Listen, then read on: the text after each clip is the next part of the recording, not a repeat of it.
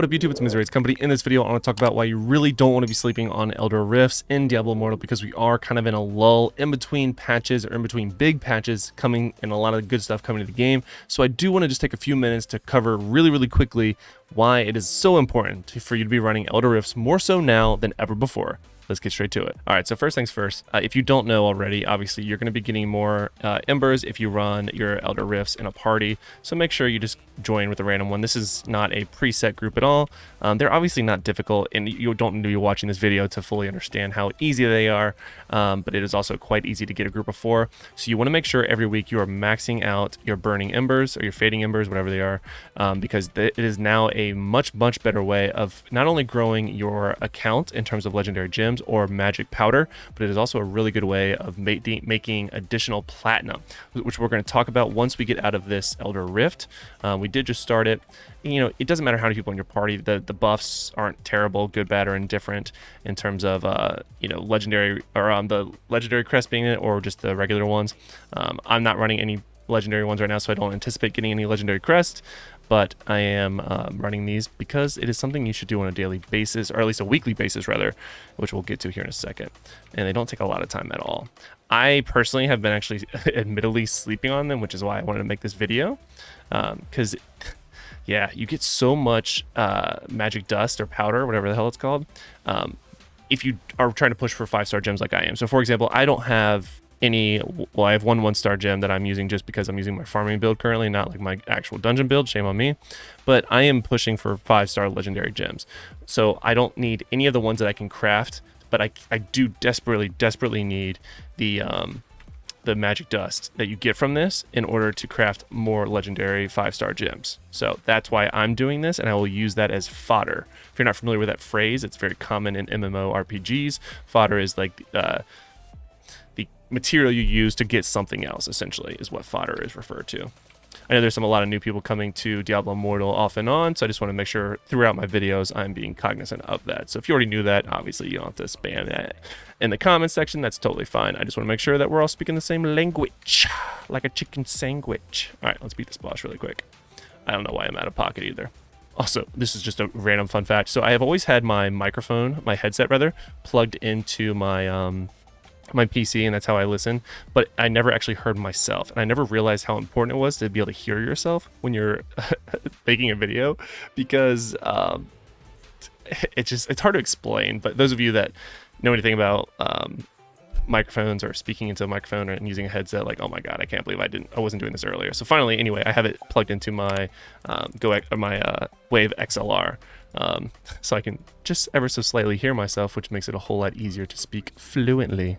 So all those videos of me screwing up words, we're going to blame that, okay? Okay, fine. Now, moving on. So this is why Elder Rifts is so important.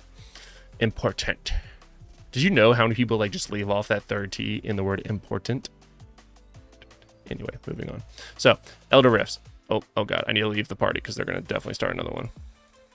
So, you get a bunch of fun things. You get the Fading Embers, which is what I was talking about. You want to max out this bonus from 120, which you only get from playing with other people. I had 0 up until this point, so that run... Actually, no, I had a little bit more than 0, because I ran one earlier this week. I'm going to max that out today. Today is Sunday. You'll probably see this video on like Tuesday or something. But I also am trying to get as far as I can with my personal weekly limit, which is this top number. Because the other thing you get now, after the patch... the most recent patch, well, not so most recent patch, is you're gonna get these AST runes, which can be crafted, can be used to craft these bound legendary gems. These are either 1 or 2-star, but so it's a free-to-play or light spender. This is gonna be a massive way of either getting fodder or for getting the gem you want to a higher grade, because you can really spam these. I have, what, 50 of these, so I could craft the 1-star ones. It looks like, yeah, none of my 80 is what it costs for the 2-star gem. But let's go to the gem crafter, the jeweler, Apprentice jeweler, which is where we can get a good measurement of what we can do with our fading embers. I want to say that's in the realm of 200, so I might even have an Elder Rift. And I'm actually going to use this opportunity to sort of switch my train of thought on a previous video that I did that I gave you guys tips on platinum on.